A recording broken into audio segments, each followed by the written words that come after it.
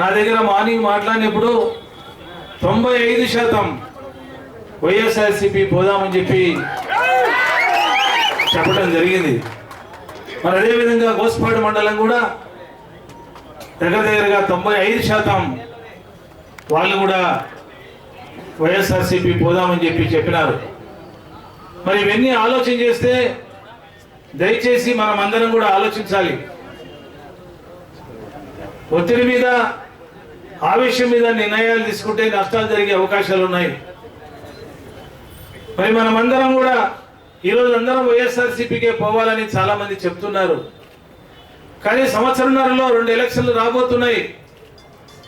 వచ్చే 2 నెలల్లోనే ఒక ఎలక్షన్ రాబోతా ఉంది, బై ఎలక్షన్. బై ఎలక్షన్స్ లో చాలా ఇబ్బంది పెట్టే పరిస్థితి కూడా రావచ్చు. నాయకులు కూడా ఇబ్బంది పెట్టే పరిస్థితి రావచ్చు. పోలీసులతో కానీ, బెదిరింపులతో కానీ, డబ్బులతో కానీ రకరకాల కూడా మిమ్మల్ని ఇబ్బంది పెట్టే పరిస్థితి రావచ్చు. మరి ఆ రోజు కూడా మీరు ఆలోచించాలి. ఎందుకంటే ఆ రోజు నిలబడగలుగుతామా లేదా, మనం నిలబడి అన్నిటికీ ఎదుర్కొంటామా లేదా అనేది కూడా ఆలోచించాల్సిన అవసరం నాయకులకు అందరికీ ఉందని చెప్పి మనవి చేస్తా ఉన్నా.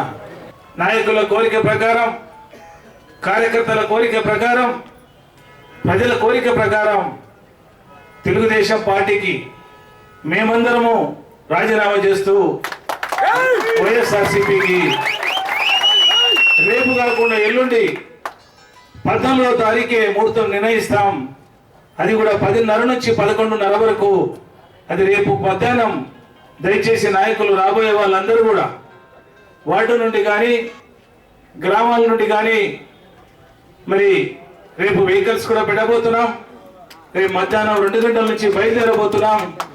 మరి ఎల్లుండి ప్రొద్దున్నే చేయడానికి అన్ని విధాలుగా మేము ప్రయత్నం చేస్తామని చెప్పి తెలుగుదేశం పార్టీకి నేను ఒకటే విన్నవించదలుచుకున్నా. సమర్థ నాయకత్వం ఉన్నటువంటి ఏ నాయకుని కూడా పోగొట్టుకున్నారంటే ఆ పార్టీ పతనం కాక తప్పదని చెప్పి నేను మళ్ళీ చేస్తాను.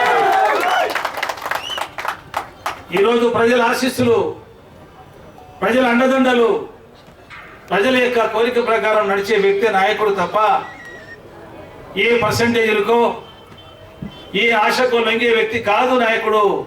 100కి 100 రూపాయలు అన్ని విధాలుగా ఈ రోజు వరకు 1 రూపాయి కూడా ఆశించకుండా పార్టీకి సర్వీస్ చేశాం. కానీ పార్టీ గుర్తించలేకపోయింది కాబట్టి ఈరోజు పార్టీ నుంచి, తెలుగుదేశం పార్టీ నుంచి ఈరోజు వైఎస్ఆర్సీపీకి పోవాల్సి వచ్చిన పరిస్థితులు వచ్చినాయి. జై హింద్, జై వైఎస్ఆర్సీపీ.